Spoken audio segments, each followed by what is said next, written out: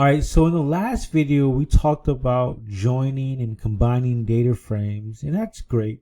However, it's also nice to be able to do more manipulations within our data frames. So I'm going to spend the next two videos, this is one of two, about string manipulations. So let's go ahead and create an R Markdown file.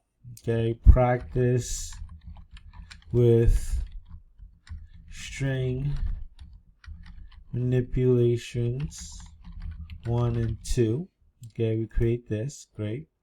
We can go ahead and erase all this work and then create a new R chunk. And of course, we got to load our favorite package, and that's going to be tidyverse.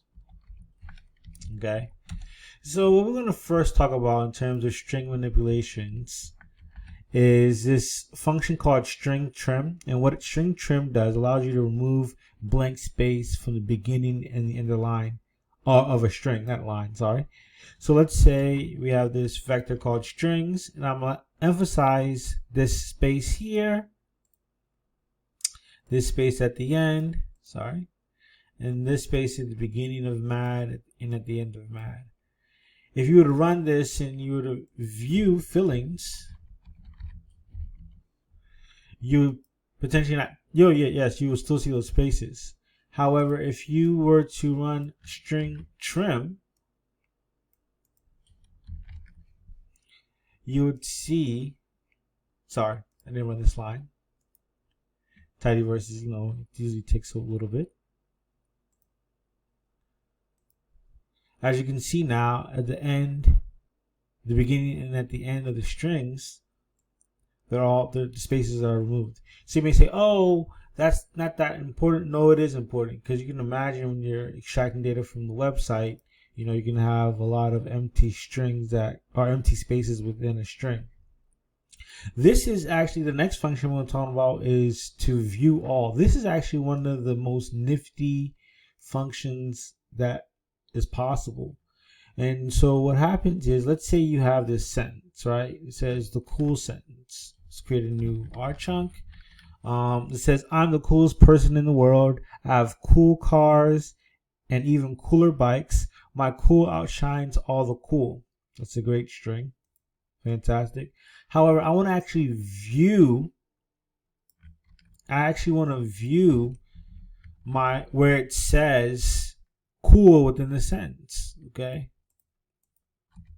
So this is your string. This is the pattern. It's going to look for cool.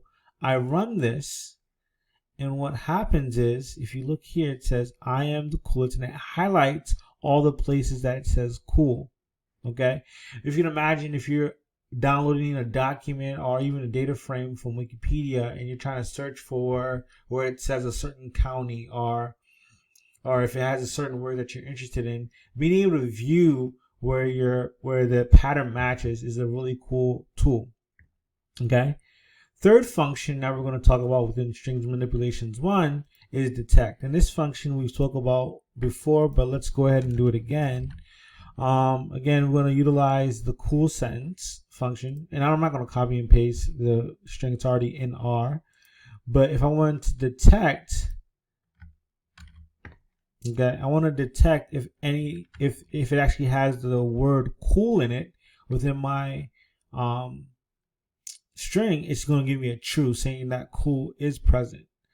However, if I want to see if there's a phrase that says not cool, it's going to return false, because there's no statement that says not cool. For extra practice, for the fun of it, we can do the coolest, for example. And coolest is in there, so that makes sense. So that's how string detect works. There's a question here that you can try on your own in terms of string manipulations 1. And this video is quite long. You know what? I'm actually going to make 3 videos. We can have this be the end, and we'll watch another video on string manipulations 2.